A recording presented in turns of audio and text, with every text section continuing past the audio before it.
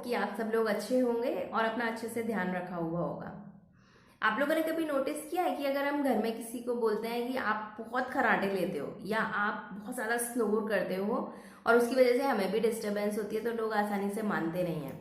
उनका क्या कहना होता है कि हम तो कभी खर्राटे लेते ही नहीं है और ये तो आपको कुछ डाउट हुआ है, हम तो कभी खर्राटे लेते नहीं, हम तो स्नोर नहीं करते। तो उस केस में घर के लोग क्या करते हैं, कभी ऑडियो रिकॉर्ड करते हैं, कभी वीडियो रिकॉर्ड करते हैं और दूसरे दिन उनको सुनाया जाता है, दिखाया जाता है कि देखिए ये आप ही के खर्राटे हैं। तो ये एक ऐसी कंडीशन है जिसको होती है वो नहीं परेशान होता, बल्कि जो उसके स्लीप पार्टनर होता है वो बहुत परेशान होते हैं। तो आज की इस वीडियो में मैं बात करने वाली हूँ कि स्नोरिंग क्या होती है, उसके क्या क्या रीजंस हैं और उसको हम कैसे सॉल्व कर सकते हैं। जब भी हम बात करते हैं तो हमारे वोकल कॉर्ड्स वाइब्रेट करते हैं और एक साउंड प्रोड्यूस होती है। वैसे ही जब हम खाना खाते हैं तो हमारे स्टमक में फूड की वजह से एक मूवमेंट होता है, एयर फ्लो होता है जो एक मूवमेंट करता है और उसकी वजह से भी एक साउंड प्रोड्यूस होती है। ऐसे ही इंटेस्टाइन में भी कई बार हमें कुछ अलग सी साउंड सुनाई देती है।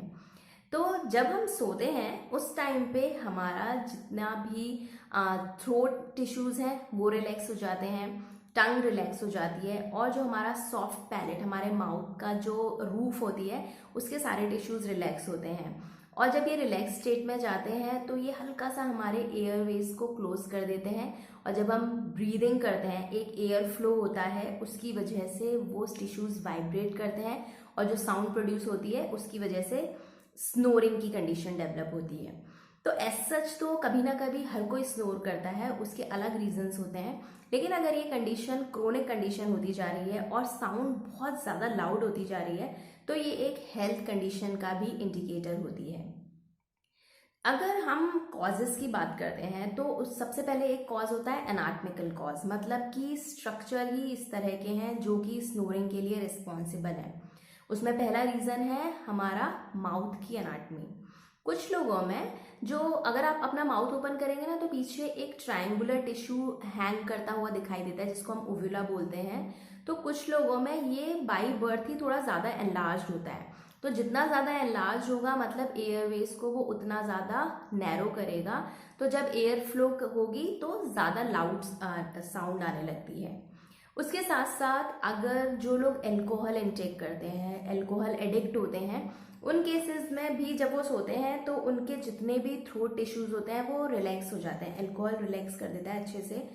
उसके साथ साथ जो बॉडी का एक डिफेंस मैकेनिज्म होता है जो एयर रेस्ट्रिक्शन के अगेंस्ट काम करता है, तो जैसे ही अल्कोहल इनटेक हुआ वैसे ही वो डिफेंस सिस्टम सप्रेस हो जाता है और ज़्यादा स्नोरिंग होने लगती है।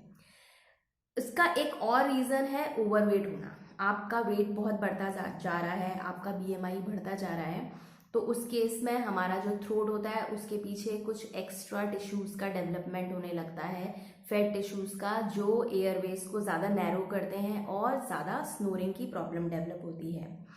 प्लस जिन लोगों में नेजल कंजेशन रहता है बाई बर्थ, कुछ लोगों का नेजल में जो नोज का स्ट्रक्चर है कुछ इस तरह से है या कुछ एक्स्ट्रा बोनी ग्रोथ है, वो भी एक रीज़न होता है नेजल कंजेशन का।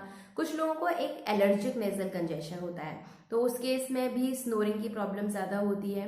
जब हम ज़्यादा स्लीप डिप्राइव्ड हैं, बहुत थक गए हैं, बहुत दिन से अच्छी सी नींद नहीं आई है, तो जब हम डीप स्लीप में जैसे ही जाते हैं तो हमारा जितने भी थ्रोट टिश्यूज हैं वो रिलैक्स होते हैं और जब एयर फ्लो करती है तो एक बहुत ज़्यादा लाउड नॉइज होने लगती है। इसके साथ साथ एक और कंडीशन है जिसको हम बोलते हैं ओएसए या फिर ऑब्स्ट्रक्टिव स्लीप एपनिया। उस केस में भी बहुत ज़्यादा लाउड स्नोरिंग होती है। उसमें तो क्या होता है कि एक बार बहुत तेज आवाज़ आएगी स्नोरिंग की, उसके बाद एक पीरियड आता है बिल्कुल साइलेंस का। वो जो साइलेंस का पीरियड है वो ये इंडिकेट करता है कि इस समय ब्रीदिंग ऑलमोस्ट रुकी हुई है। उसके बाद पेशेंट जगता है क्योंकि उसको एक ब्रीदिंग की अर्ज होती है। तो ऐसे पेशेंट्स में ज़्यादातर देखा गया कि वो रात को हर 1 घंटे में 5 बार जगते हैं। तो वो जो 5 बार जग रहे हैं इसका मतलब उनकी नींद बहुत ज़्यादा डिस्टर्ब हो जाती है। तो हर कोई जो स्नोरर है, हर किसी को ऑब्स्ट्रक्टिव स्लीप एपनिया नहीं होता, उसके इनमें से कोई और रीज़न भी हो सकता है। अब अगर ये जो स्नोरिंग की प्रॉब्लम है उसकी वजह से पेशेंट को क्या प्रॉब्लम हो सकती है, पहला तो एक कुछ लोगों में जो ऑब्स्ट्रक्टिव स्लीप एपनिया है उस केस में तो नींद बहुत वो है, डिस्टर्ब नींद है, जिसकी वजह से पेशेंट सुबह हमेशा स्लीपी फील करता रहता है, एक लेथार्जी रहती है, डलनेस रहती है। और कुछ लोगों में कंसंट्रेशन अफेक्ट होती है, चिड़चिड़ापना आ जाता है, कुछ लोग बहुत ज़्यादा मतलब एंगर, बहुत गुस्सा आता है उन लोगों को। और कभी कभी जो पेशेंट हैं वो कंप्लेन करते हैं कि हमें सुबह उठते हैं तो हमें हेडेक होने लगता है। प्लस अगर आपका कंसंट्रेशन अच्छा नहीं है, रात को अच्छे से नहीं सोए हैं, तो आपको ड्राइविंग में भी प्रॉब्लम होने लगती है। तो ये जितनी भी सारी प्रॉब्लम्स हैं, बट हर प्रॉब्लम का एक सॉल्यूशन भी है।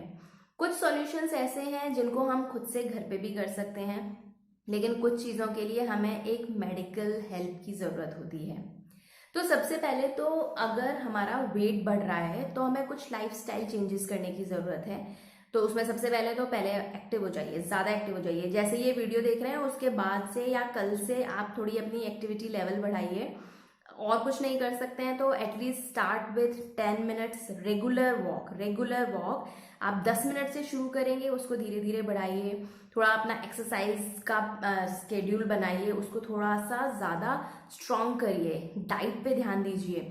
अब मैंने ज़्यादातर लोगों को देखा है, वो कहते हैं कि हम ना बहुत कम खाते हैं, लेकिन अगर आप उनको पूरे दिन की डाइट को ऑब्जर्व करेंगे ना, वो 5-6 बार तो चाय पी रहे हैं। 5-6 बार चाय पी रहे हैं मतलब उतना उनका शुगर इंटेक है।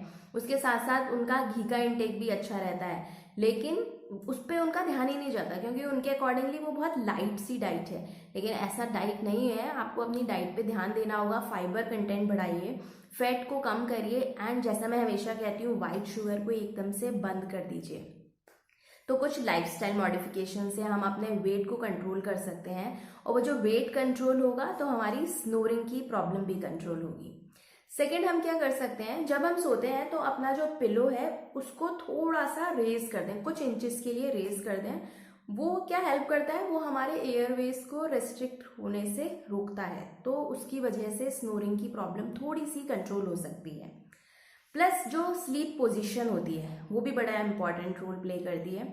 अगर हम सीधा सोते हैं, मतलब अपनी बैक पे सोते हैं, तो वो ग्रेविटी हेल्प करती है, और ग्रेविटी जो है वो ज़्यादा हमारे टिश्यूज़ को रिलैक्स करके और एयरवेज को रेस्ट्रिक्ट करने लगती है, ज़्यादा स्नोरिंग होती है।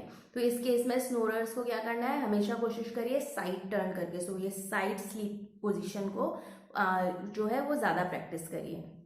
उसके साथ साथ हम क्या करेंगे, अगर नेजल कंजेशन है, डीकंजेस्टेंट यूज़ करिए। वैसे तो अगर हम कुछ फिजिकल एक्टिविटीज़ करते हैं ना, तो उसकी वजह से हमारी बहुत सारी प्रॉब्लम्स तो ऐसे ही कंट्रोल हो जाती हैं। और कुछ ओरल अप्लायंसेस आते हैं जो कि मुंह में यूज़ किया जाता है, जो हमारे जॉ को और टंग को मूव करता रहता है। तो उसकी वजह से आपका एयरवेज जो है वो नैरो नहीं होते, मतलब बिल्कुल क्लोज नहीं होते, तो ये भी स्नोरिंग को कंट्रोल करते हैं। लेकिन जिन लोगों में ज़्यादा क्रोनिक कंडीशन है या ऑब्स्ट्रक्टिव स्लीप एपनिया की प्रॉब्लम है, उस केस में उन्हें एक मेडिकल हेल्प की ज़रूरत होती है, जिसमें एक टेक्निक यूज़ की जाती है जिसको हम बोलते हैं CPAP, यानी कि कंटिन्यूअस पॉजिटिव एयर प्रेशर। इस केस में ये एक मशीन होती है जिसके थ्रू एयरवेज को रेस्ट्रिक्ट होने से रोका जाता है, और पॉजिटिव मतलब एक एयर प्रेशर को फिल किया जाता है एयरवेज में, जो कि स्नोरिंग की प्रॉब्लम को काफ़ी हद तक कंट्रोल कर देता है।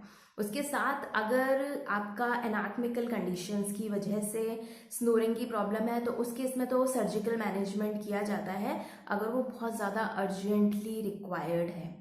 तो हर प्रॉब्लम का कुछ ना कुछ सॉल्यूशन तो होता ही है, और जैसा आप देखते हो ना कि हर कंडीशन के लिए, मैक्सिमम प्रॉब्लम्स के लिए, अगर आप फिजिकली एक्टिव हैं, अच्छे से एक्सरसाइज कर रहे हैं, डाइट को अच्छे से फॉलो कर रहे हैं, तो बहुत सारी प्रॉब्लम्स तो वैसे ही सॉल्व हो जाती हैं। तो अगर आप कराटे लेते हैं, तो अगर आपकी फैमिली मेम्बर्स ये बोलते हैं कि आपके कराटों से हमें प्रॉब्लम हो रही है, तो उसको इग्नोर मत करिए, बल्कि एक्टिव हो जाइए, थोड़ा सा अलर्ट हो जाइए और अपना ध्यान रखिए। So stay connected with us, and thank you so much for watching this video.